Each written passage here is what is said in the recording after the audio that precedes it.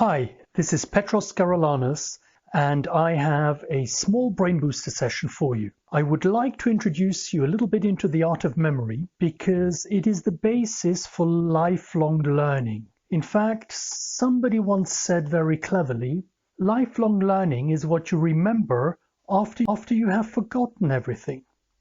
So what is memory? Automatic memory, meaning what you actually remember. And it's made up of two steps. It's not something natural. It's not something that you have there on its own. It's something that you develop. It's like a muscle. And it consists of two steps. The first step is to create vivid images or associations. You need to see and feel the information that you want to memorize. We call that association. And then some people call it repetition, but for me it is to apply the information you want to memorize. You then must apply it 7 times after you have associated it. Then it goes over to the automatic memory. So therefore you just know what it is that you wanted to remember. So it's 2 steps. It's to associate, then to apply the information plus minus 2 times. Let's go to a warm-up. The Brain Booster warm-up is about just creating a vivid image. And the first one is, I want you to imagine that you are selling a mat. So imagine that you're selling, for example, a foot mat in front of your door. That's right, of your door. That's right. Go with whatever pops into your mind first and then build on it. You may want to touch the mat, you want to throw it around a little bit, you want to see what color it is. You can include all your senses really. That means not just seeing it, but also maybe it's making a particular noise when you swipe your feet on it. Maybe you're saying something when you're selling it. It can involve the feeling of what it feels like to touch the mat, or what it feels like if you completed the sale of a mat, or also smell if somebody left something really dirty on it, or even appropriate. Then the next thing I want you to imagine is a buggy, right? So you have a little buggy. Just imagine that you're pushing out this little buggy. The next thing I would like you to imagine is a Japanese person who can't really say the T properly. Imagine a Japanese person going and saying, "Hello, madam," and instead of saying madam, says, "Hello, malam." "Hello, malam." Imagine that situation. Very good. The next thing I want you to imagine is a very bizarre marketplace. Then the next image I would like you to create is an image for the name of Antoine. Now maybe you know somebody called Antoine, maybe you have read about something, and otherwise just make up somebody who looks like somebody who could be Antoine. Then on to the next visualization, I'd like you to imagine somebody called Dan, like Daniel. So Dan and Shay. Maybe you don't know, but these are also a pop duo. Otherwise, just remember Dan and a friend. The next thing I would like you to imagine is a plan. So you have a holiday plan, you have dinner plans, you have a plan with a play date with your friends, whatever it is, imagine what that plan looks like. And finally, I would like you to imagine going camping. Okay, so what would you have there? Would you have a tent? Would you have a backpack that you're carrying? I'd like you just to imagine that. Well done. That's right. Now, I told you this was just a warm-up, but what we're going to do now is we're going to link these images with some like you to think. Next is I would like you to go back to selling a mat. I would like you to sell a good and safe mat. So I'd like you to improve on this image. Yes, you're selling a good mat. Sell a mat which is good and safe. Sell a mat. The next thing is, remember we had the buggy. I would like you to take out the buggy in the morning. So in the morning, the buggy is going outside. That's right. Buggy. We didn't do that in the warm-up, so here it comes. I would like you to imagine an angry pet. And the pet is angry because you didn't come back in the afternoon, you came back in the evening. So imagine an angry pet.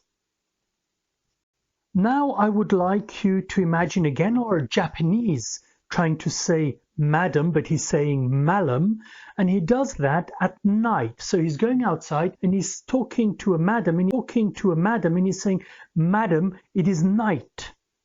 That's right. Then I would like you to imagine walking through a bazaar market. So you're walking through this marketplace, but it's quite bizarre. That's right.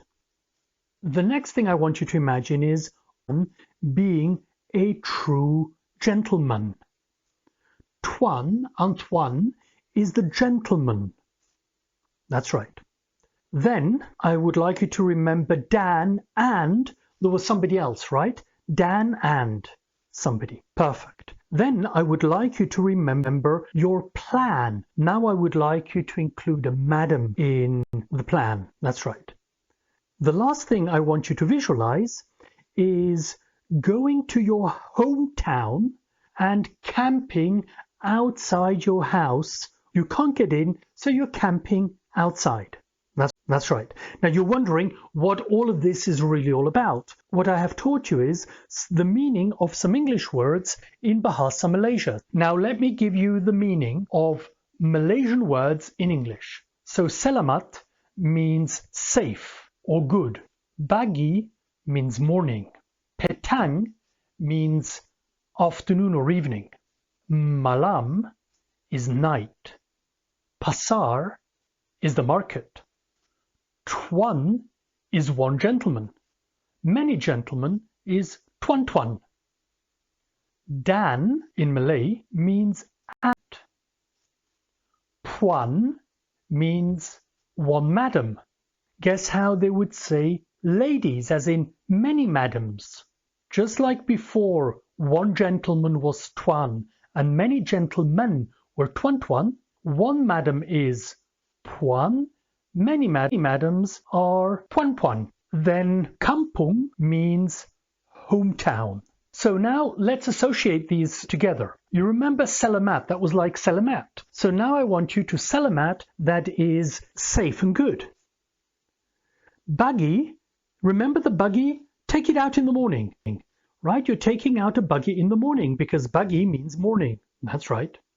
Petang was your angry pet because you came home in the evening instead of the afternoon. Now petang means both afternoon and evening.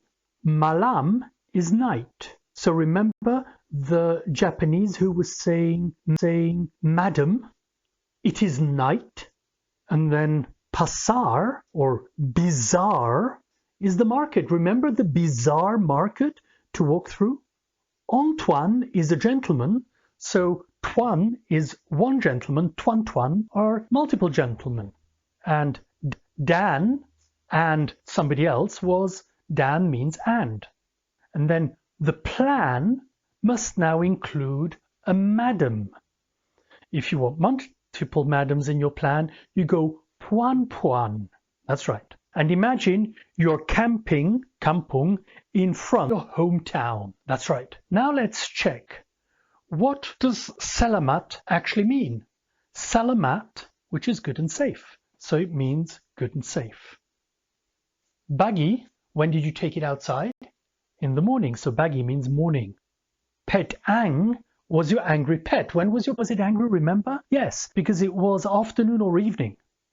And malam, when did the Japanese say malam to the madam? Malam means night, that's right. Pasar, bazaar, pasar is the market, that's right. And tuan is the gentleman. Dan and, that's right, means and. And puan is the madam. And kampung is the hometown. You can also say ladies and gentlemen. Now in Malay they don't say ladies and gentlemen, they say gentlemen and ladies. So it's tuan and puan, gentlemen and ladies. How would you call the night market? Malam pasar, that's right. And how would you say good morning? Selamat pagi. And how would you say good evening? Selamat petang, that's right. So this is a warm-up exercise to start visualizing words in a foreign language, and that allows you to learn vocabulary in a playful way. Now what you must do is utilize this or repeat it 7 times. So you've just learned 10 words in Malay and you can start making some first sentences. Tailored coaching, contact me, Petros Karalanis at leadershipcoaching.gr.